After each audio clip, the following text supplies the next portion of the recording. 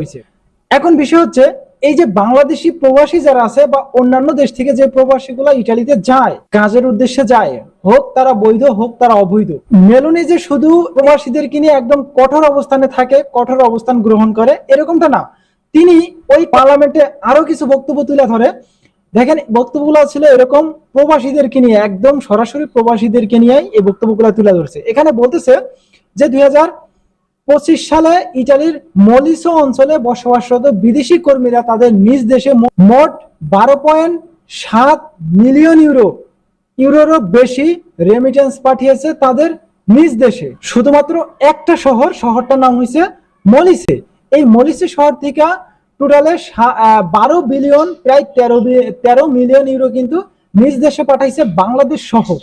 এর ভিতরে সবচেয়ে উচ্চ পর্যায়ে সবচেয়ে আগায় আছে রেমিটেন্স পাঠানোর ক্ষেত্রে যে দেশটা আগায় আছে সেই দেশটার নাম হচ্ছে বাংলাদেশ। এই বাংলাদেশ ইটালির বুকে যায় 1.8 বিলিয়ন মানে প্রায় 2 মিলিয়ন ইউরোরও বেশি পাঠাইছে শুধুমাত্র বাংলাদেশ, রেমিটেন্স পাঠাইছে বাংলাদেশে।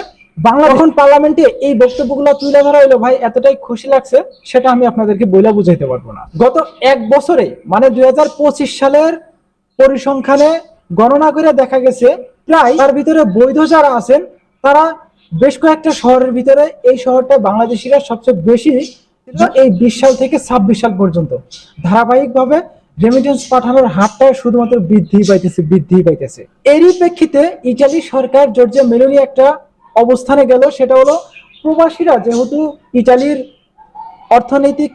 অর্থনৈতিকভাবে তারা উন্নত চাঙ্গা করতেছে, তাদের অর্থনীতিতে ব্যাপকভাবে ভূমিকা রাখতেছে, তাই তারা কি করলো, যারা অবৈধ পথে ইটালিতে যাইতেছেন তাদের জন্য বৈধ হওয়ার কয়েকটা সুযোগ নিয়ে আসছে। এর ভিতরে সানাতরিয়া বৈধ হওয়ার একটা সুযোগ পাবেন, কাগজপত্র কইরা থাকার একটা সুযোগ পাবেন। এই কথাগুলোও কিন্তু গতকাল পার্লামেন্টে মেলোনি কিন্তু তুলে ধরছে। আপডেটে যেটা জানানো হয়েছে দেখেন, 2024 সালের তুলনায় 25 সালে মলিসে থেকে রেমিটেন্স পাঠানোর পরিমাণ প্রায় 88,000 ইউরো বৃদ্ধি পেয়েছে। ম্যালিসোর কাম্পোবাসো প্রদেশ থেকে সর্বোচ্চ 9 মিলিয়ন এবং ইজেরনিয়া থেকে প্রায় 5 মিলিয়ন ইউরো বিদেশে পাঠানো হয়েছে। ইটালির তথ্যের ভিত্তিতে মিগ্রেশন অ্যান্ড ব্যাংক নামক স্বেচ্ছাসেবী সংগঠনের এক প্রতিবেদনে এই অর্থনৈতিক চিত্রটি উঠে এসেছে। বাংলাদেশের পরে শীর্ষ দেশগুলোর তালিকায় রয়েছে যথাক্রমে ভারত 1.4 মিলিয়ন, মরক্কো